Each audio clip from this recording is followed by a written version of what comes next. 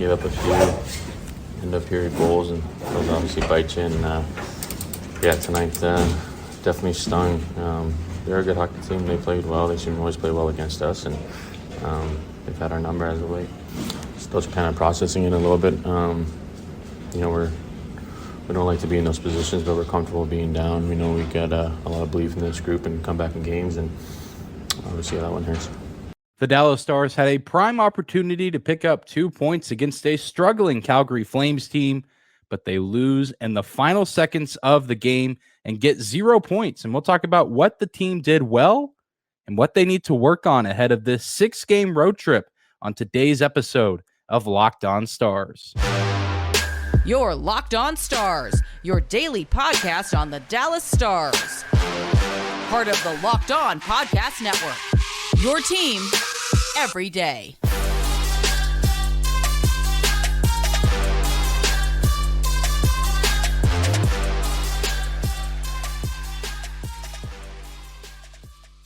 Howdy, Stars fans. Welcome back to the Locked On Stars podcast, the only daily podcast covering the Dallas Stars, part of the Locked On Podcast Network, your team every day. I'm your host, Dane Lewis, your local expert on all things Dallas Stars hockey, coming to you on this Tuesday, March 7th. And whether this is your first time here or you are a recurring listener, thank you for stopping by and making Locked On Stars your first listen of the day. If you're new to the show and watching on YouTube for the first time, please do consider hitting that subscribe button. We post daily Dallas Stars content on YouTube, as well as your favorite podcasting platform of choice. And I know that there's been some bugs with the podcast on Google. I'm working with my supervisors to get that fixed, but hopefully sooner rather than later, we will be available on all your favorite podcasting platforms, including Google Podcasts. Thank you guys for tuning into today's episode, an episode that I was mentally preparing myself to talk about another overtime game that the Dallas Stars participated in. About 10 seconds dripping down the clock, and everyone in the American Airlines Center kind of has the thought of, hey, we're headed to overtime yet again. The Stars were down 4-2. All things considered, and then there goes Tyler Toffoli, wide open, down the ice, one-on-one with Jake Ottinger, who, let's be honest, did not have his best game. And the Flames win in regulation with 6 seconds left on the clock, 6.2, whatever you want to call it, a heartbreaking loss for the Dallas Stars as they close out what's been a pretty heavy stretch of home games with the pretty fitting conclusion, if you ask me. You look over the month of February where the Stars played the majority of their games at the American Airlines Center, and I think Monday night's game against Calgary is just kind of indicative of everything that's gone wrong for them over this recent stretch. And they just did not play as good as a team on Monday night. And after the game, we got to talk to Jason Robertson, Roope, Hintz, and Tyler Seguin. We'll hear from Hintz and Segi a little bit later. But right now, we'll tune in and hear what Jason Robertson had to say. He scores his 38th goal of the season, but it's not enough, and it really doesn't feel like it matters. He actually set a new career high in points with 80. Impressive stuff from Robo. But again, it's not enough for the Stars to get the win. We'll go ahead and now tune in to hear what Robo had to say, as well as his head coach, Pete DeBoer.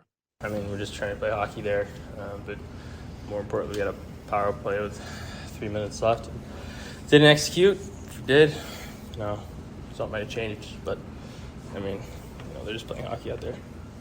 As you get down the stretch, this was a crazy game. Is this the type of stuff you have to eliminate as far as just chaotic? Yeah, well, we had resiliency coming back. We were able to find some goals, shorthanded goal. It's a big play there by Roope to bring us within one. But, like you said, we had a power play with a few minutes left and didn't bury or really generate a lot. Well, you can't just throw away your principles of your foundation. You tie the game, everyone's jittery, everyone's, a little overexcited. The fans get into it, which is great. You just got to maintain that composure and, just be able to keep calm, and I thought we did. Just didn't execute at the end. Well, disappointing, especially crawling back in the game. I'm not sure. I didn't love our game all night. I thought we played in spurts, but not for long enough. And we're probably fortunate to be tied at that point. But, credit to our group. We didn't pack it in and we battled back, but tough way to lose, to give that up. I mean, probably a symptom of our whole game tonight. A little bit of awareness and execution just was off a little bit. It's an 82-game schedule, and you're going to get nights like that. So you got to find a way to work through it. And, I thought that's one thing I thought we did tonight.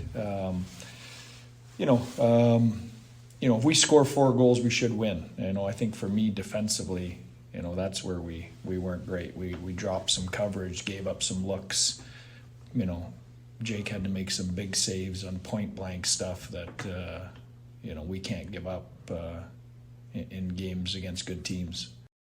Coach DeBoer said it well. You expect the Stars to win a game in which they score 4 goals. That's been an encouraging part over this recent stretch. You go back to even the game against the Vancouver Canucks, which was a heartbreaking overtime loss, but the Stars scored 4 goals in that game, and they've been racking up goals against Arizona, against Chicago, against Colorado especially. They scored 7, and they got off to a slow start offensively on Monday night, but they eventually kind of found their footing. But defensively, the Stars were just an absolute mess. And of course, that was on full display at the end, which in the defense of the Stars there, and this is something that Pete DeBoer did touch on that I didn't include the audio from, but I'm sure some of you have seen the quotes on Twitter, is it was a little bit of a mess in the lineup because the Stars had just finished a power play opportunity in which they did not execute. That probably would have changed the outcome of the game. But, you have guys that have been out there on the ice for an extended period of time. So you're thinking, why do you have, the fourth line or parts of the fourth line and Mason Marchment out there, as well as not your best defenseman? I mean, Miro Heiskanen not on the ice. And Pete DeBoer did say, he was trying to save Miro for overtime because he thought that's where the game was headed. And so that's why the Stars had the personnel on the ice that they did. I mean, there's game planning into this. I mean, the Stars might have still lost in overtime, even if they had the quote unquote right pieces out there, but you never know. And I don't blame Pete DeBoer for doing what he did in that situation, because again, it's a very unique situation in terms of a power play that late, overtime seemingly on the horizon. I mean, and you just got to try to clean things up. And the Stars all night struggled to clean things up. And you can say, well, Calgary got 2 goals, kind of cheap goals that really shouldn't count. They got that first one that was kind of janky. It bounced off Jake Ottinger's leg pad, it seemed, but didn't really go anywhere, stayed in the crease. Calgary makes a play, they bury it, whatever. Those kind of plays happen. And then Miro Heiskanen tries to clear the puck, but it bounces off Ottinger and goes in the back of the net. And you want to say, well, that shouldn't count. Calgary, didn't earn that, but they absolutely did. That play was a result of the Stars being unable to clear the defensive zone. Calgary was hammering them at their own end at that point in the game. And so the Stars put themselves in that position where Miro Heiskanen, as great as he is, isn't a perfect player. And he's going to make mistakes like that, especially if he and his teammates have been on the ice for an extended amount of time due to failure of clearing the defensive zone and giving Calgary those pressured looks, those high-quality scoring chances. So you can make those excuses all you want, but at the end of the day, defensively, the Stars did not deserve to win this game. I think you got to give credit where it's due to the offense. They didn't execute on many of the power plays. They got 4 opportunities, executed on 1. Jason Robertson gets the scoring started for Dallas in the second on the man advantage, but especially that last one you get late in the third period, you have to find a way to execute there.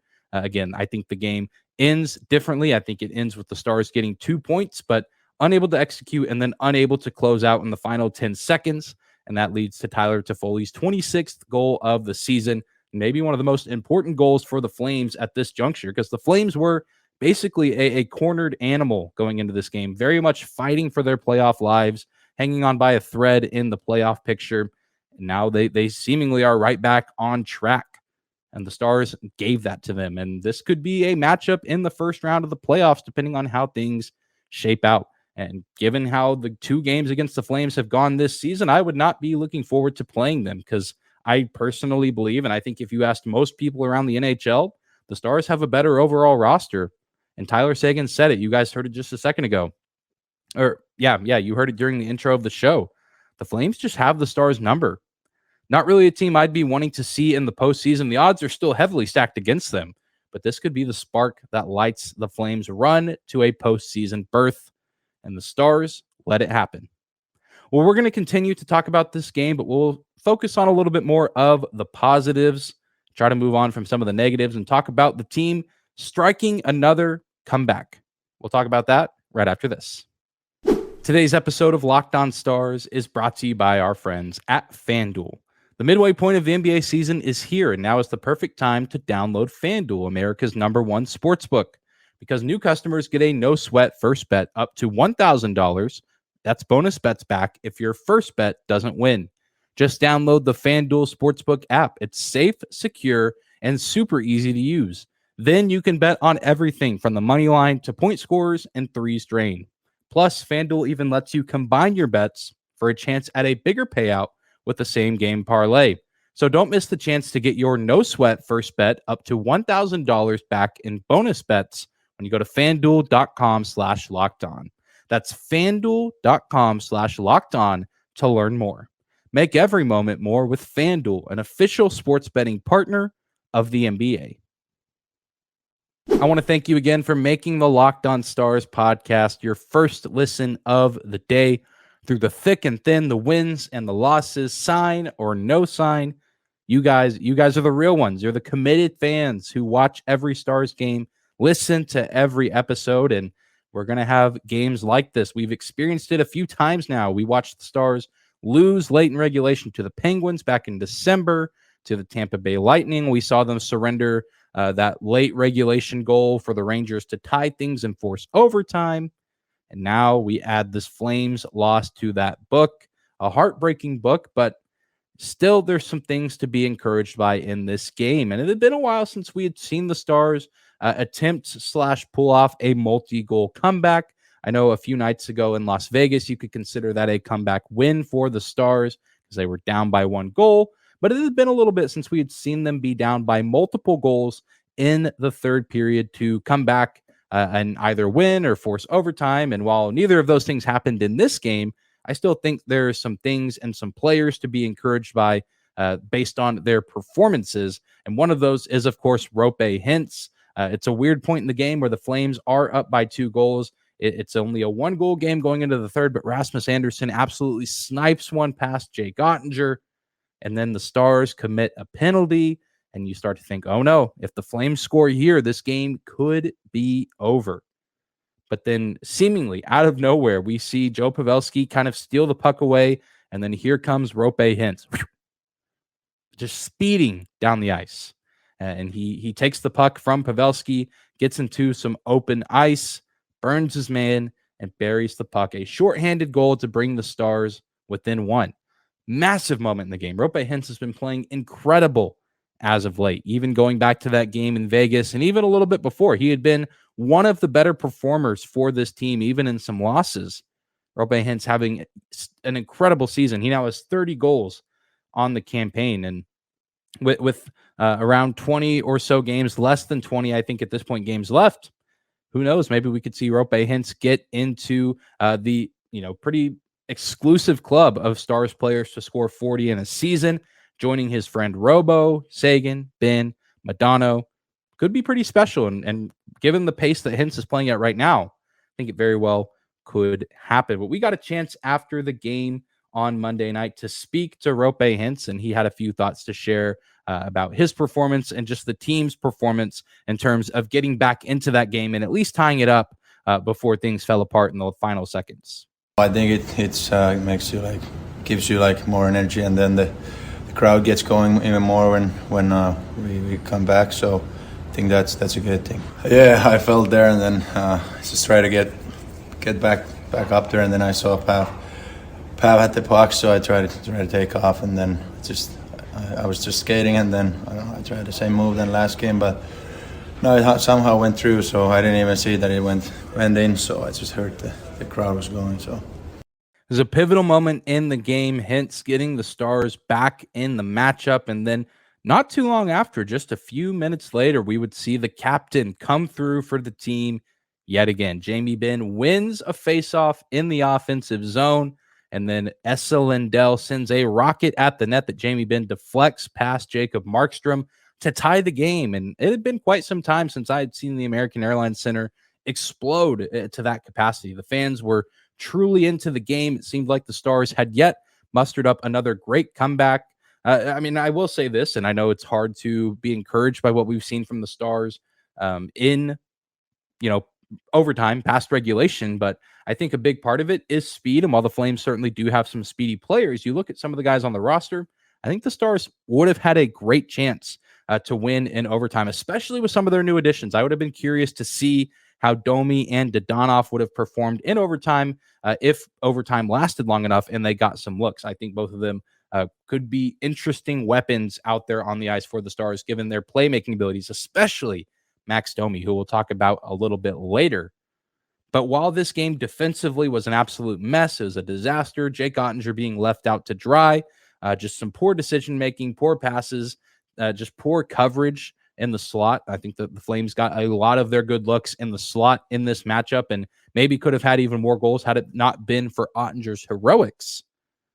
I'm still encouraged by the offense in this game. And you heard Seguin talk about it earlier, and we've heard it all season long. There is belief in that locker room that the Stars are not necessarily uncomfortable when they're down by multiple goals late in games because they know that they have the ability to come back. And I think more often than not, the result has been more promising. And what we saw last night was a little bit more of an anomaly with them surrendering a goal with just a few seconds left on the clock. Again, you're not always going to see that late game situation where you have some of your fourth line players and some of your bottom paired defensemen out there on the ice. But again, unique circumstances call for a unique lineup, and it ends up burning the Stars and the Flames, the beneficiary of that very thing. But I still think that the Stars team has a ton of fight left. We talked about on the previous episode how, the game against the Avalanche was monumental, and the Stars showed that it's going to be a fight for the Central Division and for the Western Conference, but they showed they're ready. And just because they're ready doesn't mean that everything is always going to go 100% their way and things are always going to go perfect. You're still going to have games like this, but there's still that attitude and that belief in the locker room that the Stars can take care of business and they can find ways to get themselves back into games. And they did just that. Again, they were playing a Flames team that is laying it all on the line. Their fans booing them off the ice at the Saddle Dome. This team entering night one of a back-to-back.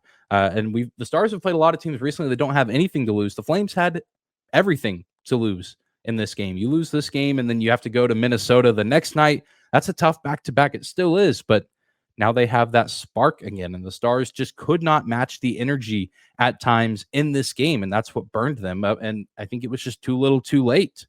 Stars finally showed a little bit of extra life, and I think we're matching the Flames' energy at points in the second period and then late in the third.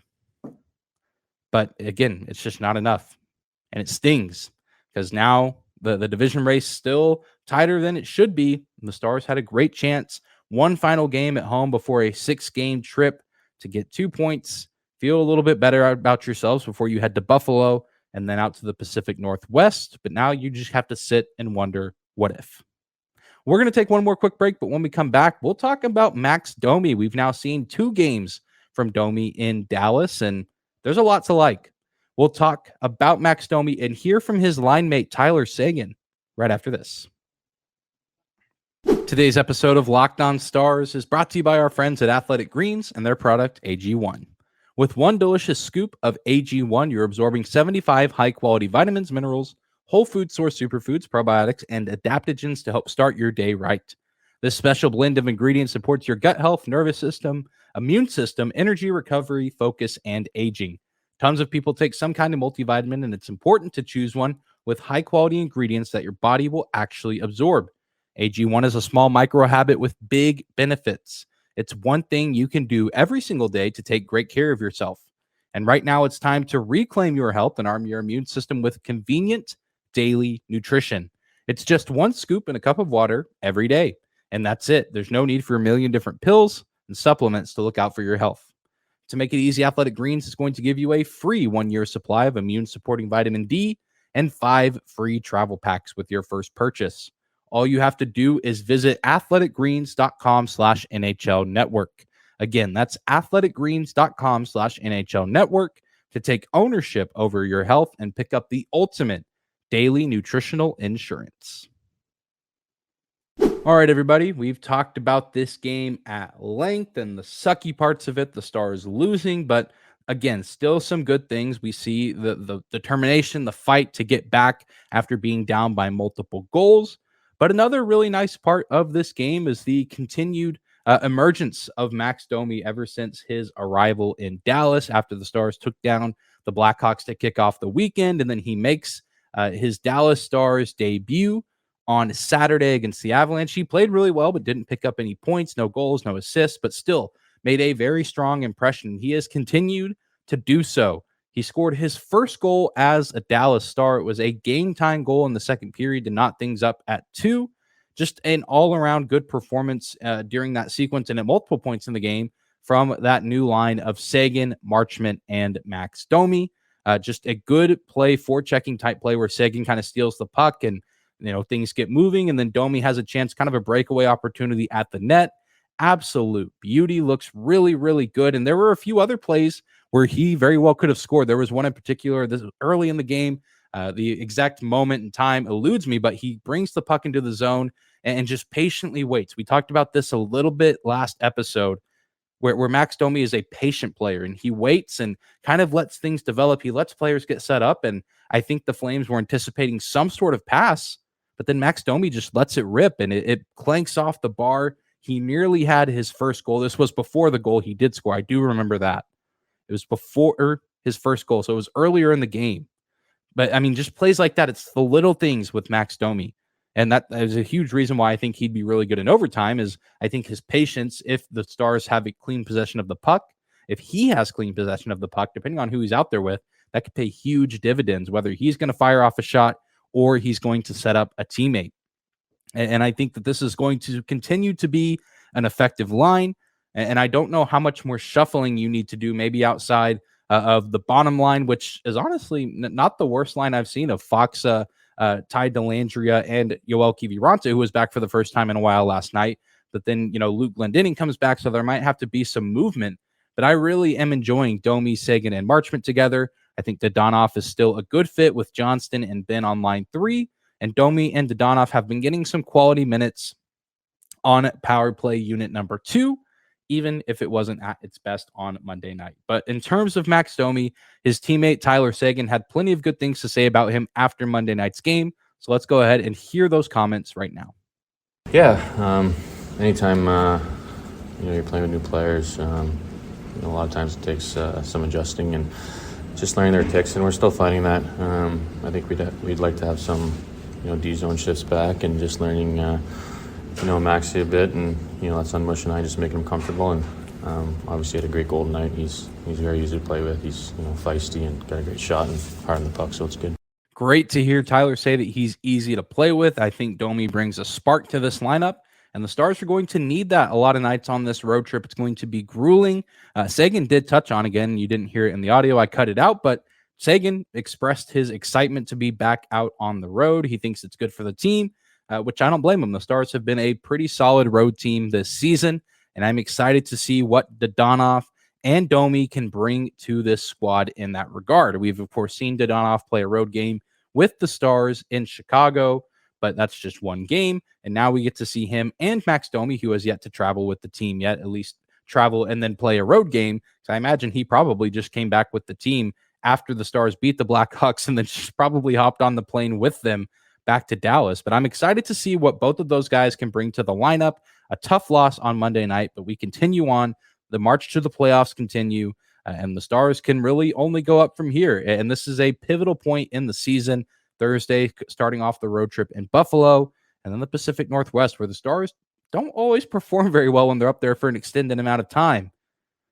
But we're going to see what they're made of, and we're going to learn a lot about this team here at this point in the season. And I feel like this is kind of the make or break point where if they're going to win the division, they have to perform well here. And if they start to teeter off a little bit, they can find themselves in the second or third spot in the division, which changes a lot of dynamics for the postseason. But that's going to do it for today's episode of Locked On Stars. Thank you again for tuning in and making us your first listen of the day. Subscribe to the show on YouTube if you haven't done so already. Follow us on your favorite podcasting platform of choice. Follow us on social media at Locked On Stars on Instagram and Twitter, as well as my personal Twitter account at Dane_Lewis. Be sure to tune in tomorrow. We'll just be hitting a variety of different topics amidst the hustle and bustle of weekend games, a Monday game. Haven't had a chance to give my thoughts on the Jacob Peterson trade that happened on trade deadline day, so I'll be doing that on tomorrow's episode. We'll be talking about some AHL defensemen in the Stars organization, Harley, Butcher, things like that. Should be a good episode, despite there not being games for a few days. Still plenty to cover and plenty to talk about, including my thoughts on the Jacob Peterson trade. But I hope you guys have a great Tuesday, and we'll see you back here tomorrow.